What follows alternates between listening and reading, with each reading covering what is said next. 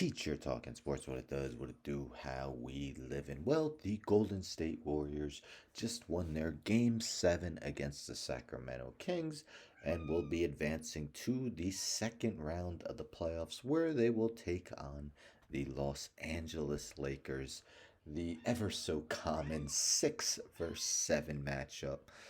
Not common at all. I believe I just read that this is the second time in NBA history that a 6 seed has had home court advantage in a playoff round, or at least the second round of the playoffs.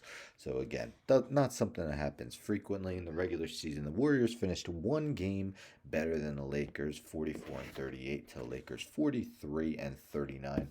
The Warriors were atrocious on the road in the regular season, going 11 and 30, but were able to win the last 2 games in Sacramento. Surprisingly, the road team won the last 3 games in that series.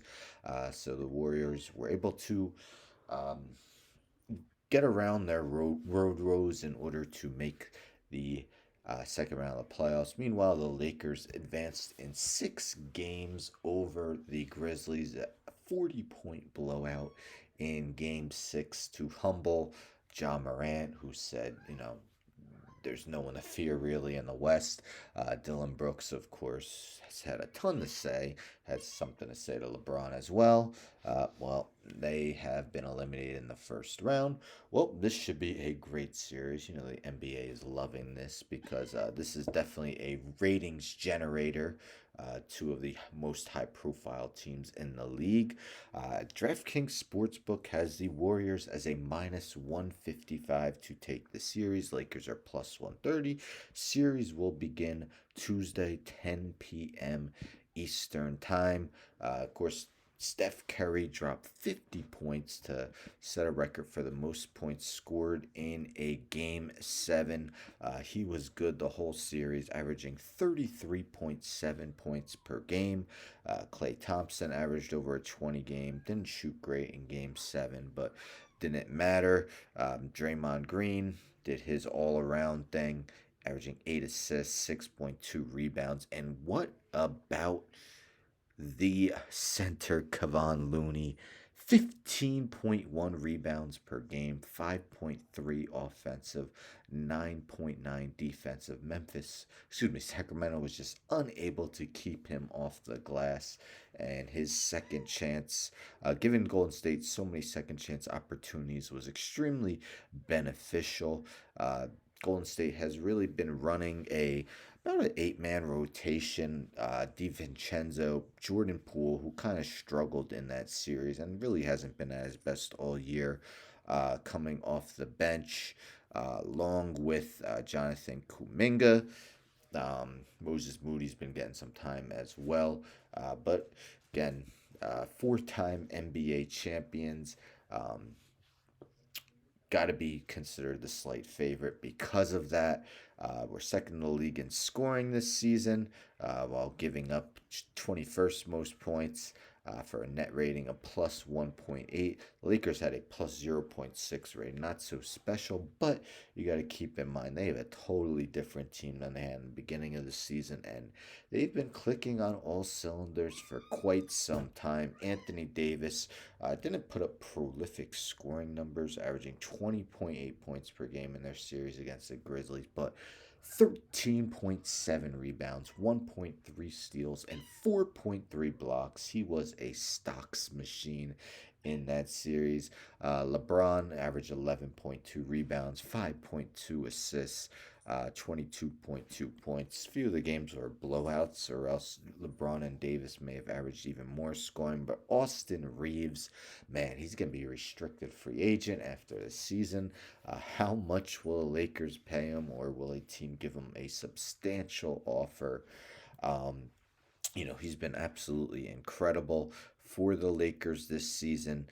D'Angelo Russell and Jared Vanderbilt round out the starting five. They play more of a 9-man rotation, with Rui Hachimura, who had some very good games, especially game 1 in that series. Dennis Schroeder, who really struggled, only averaging 4.7 points and 8.2 minutes per contest.